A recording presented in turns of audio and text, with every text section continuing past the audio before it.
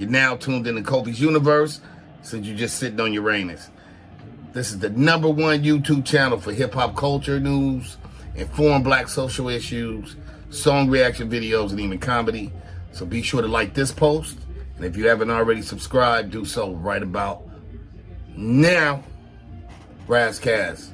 YouTube salute. Shyne has admitted that he regrets criticizing Kendrick Lamar's 2012 album Good Kid, M.A.A.d City trash, but has now walked back his words. If you're new to my channel, thumbs up the video, hit that sub button, click that bell icon to be notified when I upload new content and go live.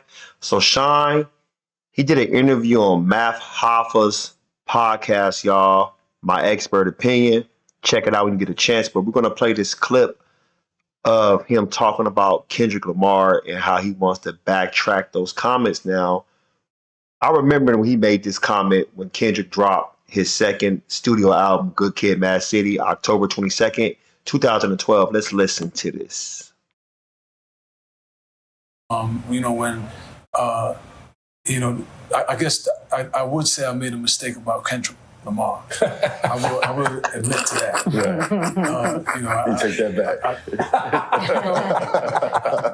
I think that was definitely a mistake. I'm not choosing sides. I think Drake is nice. Right. Drake is incredible, and Lamar has obviously proven me completely wrong. But everybody got it at the time. You know, everybody was ahead of it, but I was dealing with whatever I was dealing with, and I didn't understand it. I didn't appreciate it.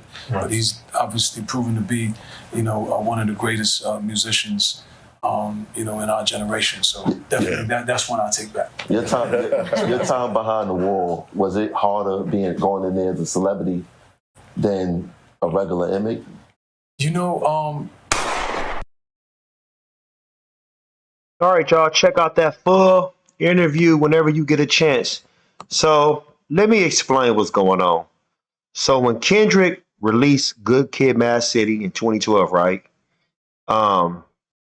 Shyne, he tweeted that Kendrick Lamar is talented with a lot of potential, but his album is trash. That's what he said.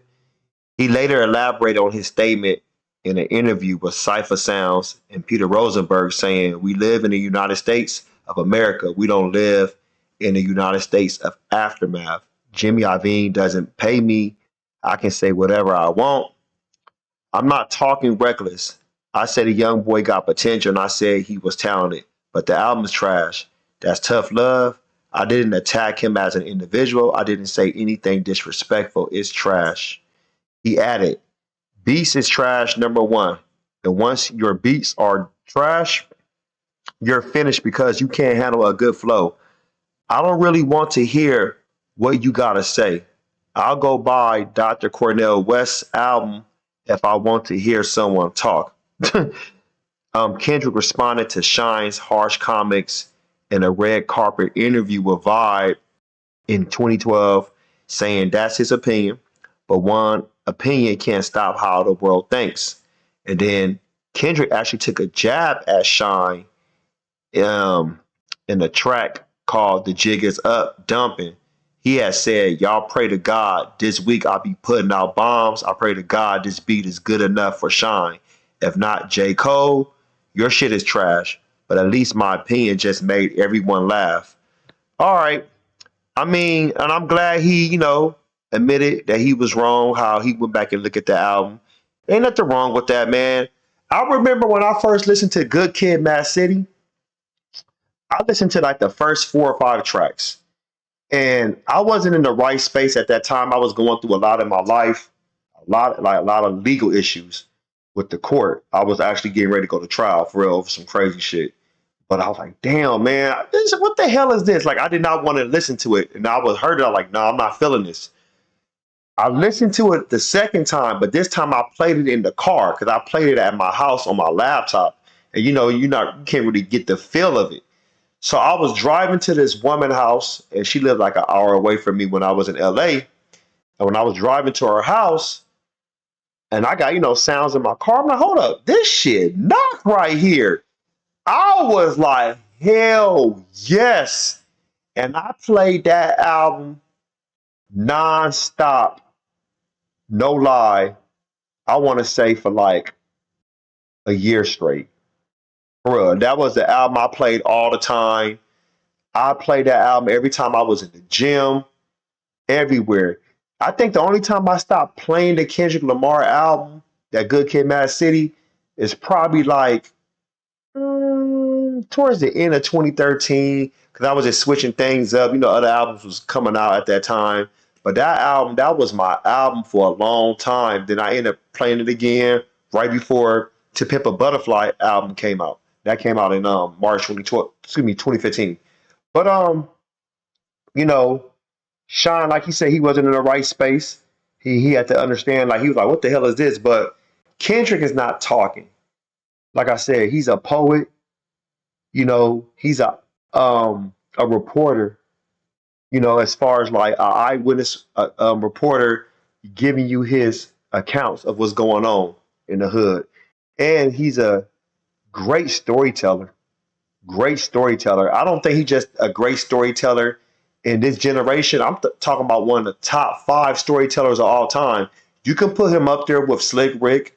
You can put him up there with Cool G Rap. You can put him up there with Ghostface Killer. I'm serious. Kendrick is up there. He's up there with Biggie as a storyteller. Like either he's in that GOAT conversation when it comes to storytelling. You got to give Kendrick that. Kendrick has, you know, he's shown and proved not just through his lyricism, but his unorthodox flow, his wordplay, um, his creativeness. You know, every album he's painted a visual, you know, picture. Each album is is like a cinematic landscape. How he's putting things together. He's laid everything out for you. It's just like going to the movies and you listen to the album, but you can actually not just visualize it, but you can see everything he's talking about. Think about Good Kid, Mad City. Think about the story with Shyne. Think about how he's with his homies. They're driving around. They're getting away from the police, and how he got jumped, and his homies want to retaliate, and one of his homies, you know, got killed, and they're asking for forgiveness through some women that work at the church. Like all these things that what goes on with somebody, not just in Compton or the Los Angeles area, but throughout other areas. But he's giving you the perspective of Compton, what he was dealing with, being in high school, graduating high school, how he was a smart individual, but at the same time, though, all the trials and tribulations he faced, you know, being affiliated with a gang, family members, you know, in the gang, still trying to walk the right path. Post your comments below. Hope smash Black Panther the like button, subscribe to my channel, click the bell icon to be notified when I upload new content and go live. You want to support, donate to the channel? I have Patreon, patreon.com/KofiUniverse, Venmo, Cash App, PayPal, Streamlabs, everything's in the description. Until next time, salute.